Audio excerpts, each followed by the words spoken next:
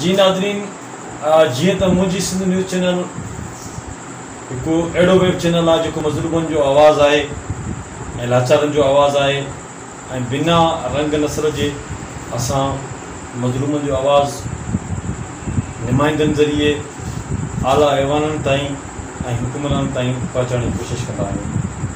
असां माशाअल्लाह थोरे अरसे में मुंहिंजी सिंध न्यूज़ चैनल तमामु बहितर खां बहितर कमु कयो आहे ऐं असां चाहियूं था त पूरे सिंध मां असांखे मज़लूमनि जा हिमायती, मज़लूमनि जा हामी, अवाम जे मसइलनि ते कमु कंदड़ नुमाइंदा मिलनि।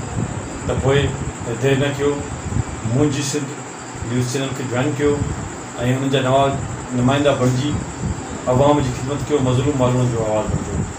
ऐं जल्द अची रही आहे तव्हांजे आलो मुंहिंजी सिंध, रोज़ाना मुंहिंजी सिंध प्लेटफॉर्म ऐं उन में बि इंशाअल्लाह असां कोशिशि कंदासीं त मज़लूमनि जो आवाज़ु बणिजूं ऐं मज़लूमनि जो मज़मून बणिजूं ऐं उन में असांखे कालम नवीसनि जी ज़रूरत पवंदी।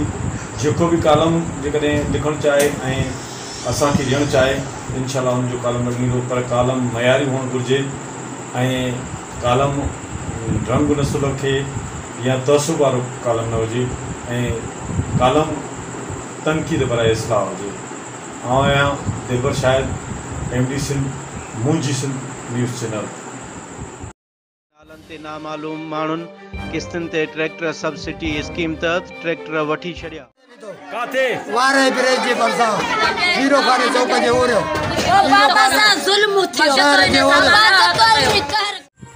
हक़नि जी असलात लाइ मुंहिंजी सिंध न्यूज़ चैनल।